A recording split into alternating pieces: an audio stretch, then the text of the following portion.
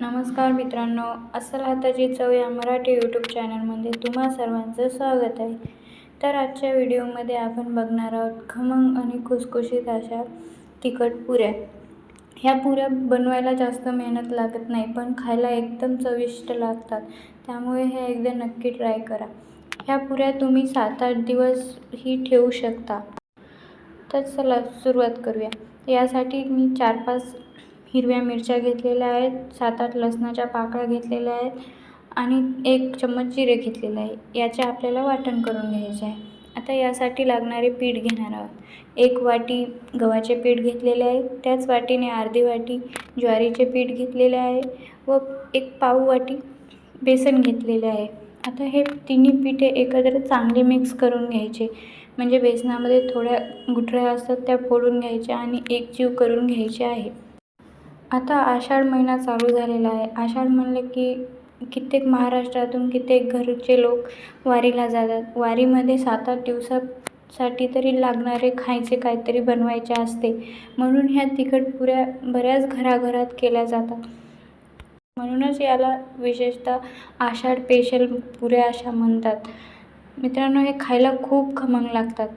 आता यामध्ये मी 2 चम्मच कडकडीत तेलाचे मोहन घातलेले आहे. आता हे मोहनही चांगले मिक्स करून घ्यायचे आहे. मोहन आपण नंतरही घातले असते मसाले घातल्यावर, पण मसाल्यामध्ये आपण चटणी हळद घालतो तर हळदीचा तो रंग बदलू शकतो, म्हणजे पुऱ्यांना काळा रंग येऊ शकतो. म्हणून मोहन अशा पिठात अगोदर छान मिक्स करून घ्यायचे, म्हणजे आपल्या मसाल्यांचा रंग बदलणार नाही. आता हे मोहन चांगले पिठाला मिक्स करून घ्यायचे आहे. आता हे चांगले एकजीव झालेले आहेत. आता यामध्ये आपण मसाले घालून घेऊयात. मसाल्यामध्ये पाऊण चमचा हळद, पाऊण चमचा लाल तिखट, चवीनुसार मीठ घालायचे आहे. लाल तिखट तुम्ही नाही घातले तरी चालेल, कारण की आपण मिरचीचा ठेचा यामध्ये घालणार आहोत. आता थोडे 2 मोठे चम्मच एवढे पांढरे तीळ घालायचे आहे. जेवढे पांढरे तीळ तुम्ही जास्त घालाल तेवढा खुसखुशीतपणा छान येतो. आता यामध्ये 1 ओवा चम्मच असा हातावर कुस्करून घालायचा आहे. अजून थोडी कोथिंबीर घालायची आहे. तर कोथिंबीर पूर्णपणे तुमच्या इच्छेनुसार घाला, नसेल घालायची तरीही हरकत नाही. आता आपण जे मिरचीचा ठेचा केला होता तो यामध्ये घालायचा आहे. तुम्ही कोथिंबीरही घालू शकता आणि घरात जर मेथी अवेलेबल असेल तर मेथीही घालू शकता. मेथीनेही याला चांगली चव येते. तर थोडे थोडे पाणी घालून घट्टसर गोळा करून घ्यायचा आहे. जसं आपण आपल्या पुऱ्या करण्यासाठी घेतो तसाच घट्टसर गोळा आपल्याला करून घ्यायचा आहे. म्हणजे पातळसर नको आहे, थोडा घट्टसरच पीठ आपल्याला इथे मळून घ्यायचे आहे. बघू शकता आता हे पीठ आपले चांगले मळून झालेले आहे. आता 5 मिनिट याला झाकून ठेवायचे आहे. तर 5 मिनिटानंतर आता आपल्याला पुऱ्या लाटून घ्यायच्या आहेत. तर पुऱ्याला तुम्ही जसा म्हणाल तसा आकार देऊ शकता, पण पुऱ्या म्हणलं की आपण गोलच करतो, त्यामुळे असे एक लाटून घ्यायचे आहे.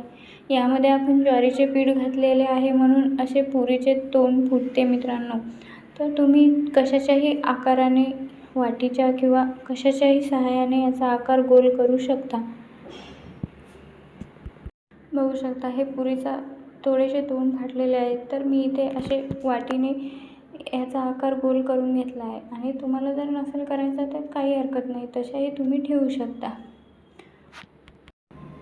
पीठ जर चांगले मळले असेल मित्रांनो तर आपल्याला तेल किंवा पीठ लावायची गरज नाही, तशाच पुऱ्या लाटून होतात. तर सगळ्या पुऱ्या मी तयार करून घेतलेल्या आहे. तेलही चांगले कडकडीत गरम झालेले आहे. त्यामध्ये आता आपल्याला पुऱ्या तळून घ्यायच्या आहेत. मित्रांनो, आषाढ स्पेशल म्हणलं की खरंच हे महाराष्ट्रात घरोघरी तयार होतात. एकदा ही रेसिपी तुम्हीही नक्की ट्राय करा. खमंग आणि खुसखुशीत अशी रेसिपी आहे. लहानांपासून मोठ्यांपर्यंत सगळ्यांनाच आवडेल. एकदा नक्की ट्राय करा. आणि हो, बनवायला तर अगदी म्हणजे अगदी सोपी आहे. 15 मिनिटात बनवून तयार होतात. चला तर मित्रांनो, आता आपल्या पुऱ्या तयार आहेत. मित्रांनो, तुम्हाला जर व्हिडिओ आवडला असेल तर एक लाईक, शेअर नक्की करा. आणि हो, कमेंट करून नक्की कळवा की तुम्ही हा व्हिडिओ कुठून बघता. आणि नवीन असाल तर चॅनलला सबस्क्राईब नक्की करा. थँक्यू.